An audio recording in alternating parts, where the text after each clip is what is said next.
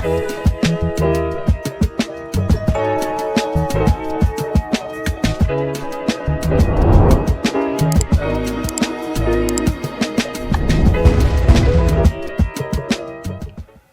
we're going to an episode of On the Wrist from Off the Cuff to have a really cool review for you guys from the brand Zelos. They were founded back in 2014, and they're a microbrand startup with a really unique overbuilt design aesthetic that, you know, they've steadily evolved into a market leader in terms of diversity and innovation within the microbrand space. Now, in terms of type of watch, this is a pilot's watch, some key characteristics and design language when you're looking for something within the space. Of course, you're going to just want that balance of legibility and functionality. This is their Eagle 2 in the Aventurine dial, and it's pretty much their modern take on the traditional pilot, and an update to their first Eagle design launched back in 2016, which was inspired by modern jet aircraft featuring angular aerodynamics and complex cutouts for weight savings. They definitely have also worked to retain the original Eagle's signature skeletonized mid case, but with a, you know, more refined, I would say, take into an even more everyday wearable package. Now, these are going to be starting at $799 depending on the configuration, and even at the time of recording this, the site isn't even up yet, the pages, so hopefully by the time that this posts, they'll have that up and going. But if not, just definitely check back in terms of the links in the description. So with all that said, let's go ahead, zoom the camera out, get this piece in hand, and take a closer look. Okay, guys, wow, this is a looker.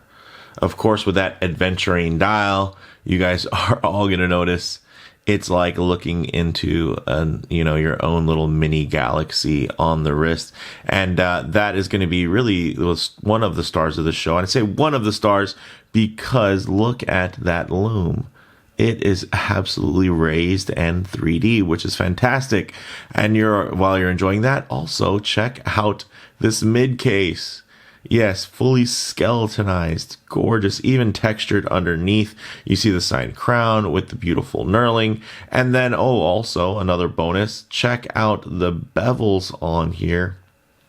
You're going to get beautifully contrasting and sharply transitioning high polished finish, contrasting again off of that nice satin blasted finish. So very, very cool. We flip the watch over, and of course the theme continues with that kind of jet propeller rotor intake kind of look to it, which looks really cool on this movement. The movement in here is an LJP G100 in the Solange. I'm probably saying that really wrong, but just basically the higher level of finishing there. So 68-hour power reserve, which is fantastic, with a 4 Hertz 28,800 vibration beat rate. So really, it's really hard to argue with that. And then you have, of course, that sweet turbine-inspired rotor design, which looks really cool. I'm digging that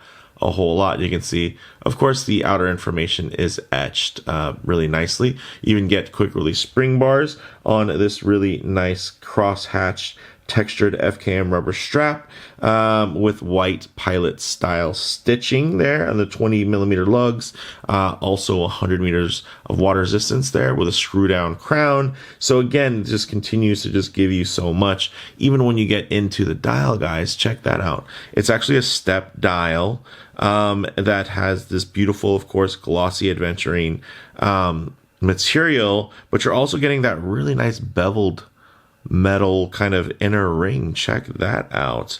And then you're also getting, of course, the 3D BGW9 main indices with printed C3 inner hour track and outer minutes and seconds. So you're going to get a bit of play as well, not only just in the light, but also in darker conditions. So yeah, this one is just a looker, guys. Check that out. Ooh.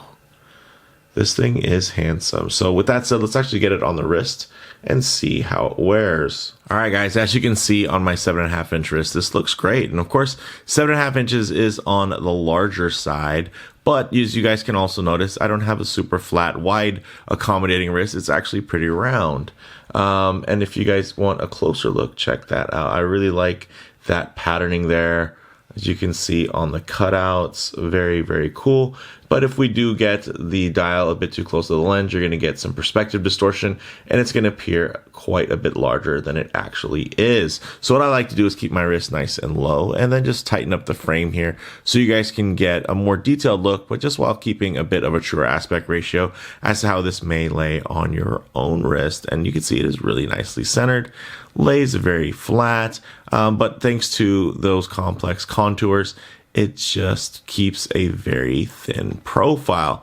I'm digging that a whole lot. And this dial, look at the light play. It just gives you so much to enjoy. It's really hard to argue with this piece. So with that said, let's actually get it off the wrist, set up for some Lume shots, low light transition, and closing thoughts. Okay, let's go ahead and hit the lights here.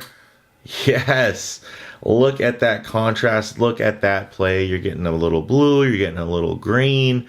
I think it looks really immaculate. And again, although there's a good amount of information on the dial, it's still super, super legible. But one thing I always like to work in is a bit of a low light transition, because you're not always going to be out in the middle of a field enjoying direct sunlight. A lot of times you're going to find yourself coming in and out of buildings, walking underneath overhangs, or just hanging out underneath the shade of a tree. So it's nice to see what these colors, textures, and finishes render like in less than optimal lighting. To maybe include a bit of harsh lighting, which typically could expose any types of production defects, but all you're going to see is that, wow, that Aventurine dial absolutely going off. And then, of course, that nice satin finish there on the case, just, you know, very lightly and softly reflecting back. Nothing too crazy, but the nice thing is you still do have those high polished bevels, so you're going to get some deep luster and a little bit more action from the case. Although I would say that you're still going to get a lot of action from the case just because of that skeletonized mid case.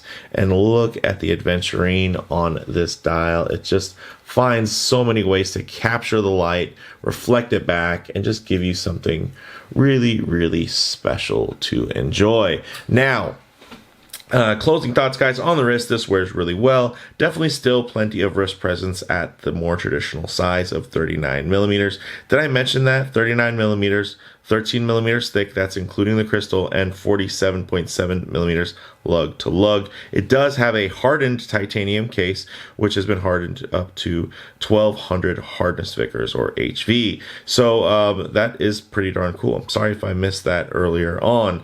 Now, in terms of model variants, definitely check the site links down in the description for availability and some of those other options. And then in terms of comparable models, well, much of today's pilot watch market tends to focus on more traditional Fieger-like designs.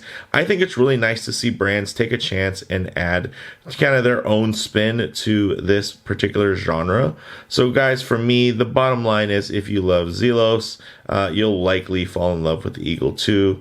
It really has all of the hallmarks of what make Zelos such a great brand. And even as a standalone pilot's watch, you know, apart from the branding, I would say it still definitely holds its own outside of the kind of excellent brand reputation that Elshan and the Zelos team have established over the years. So even if you're not necessarily huge into Zelos, there's a lot to enjoy here, whether it's the Aventurine dial, the unique case, the unique finishings, you know, and just the overall aesthetic.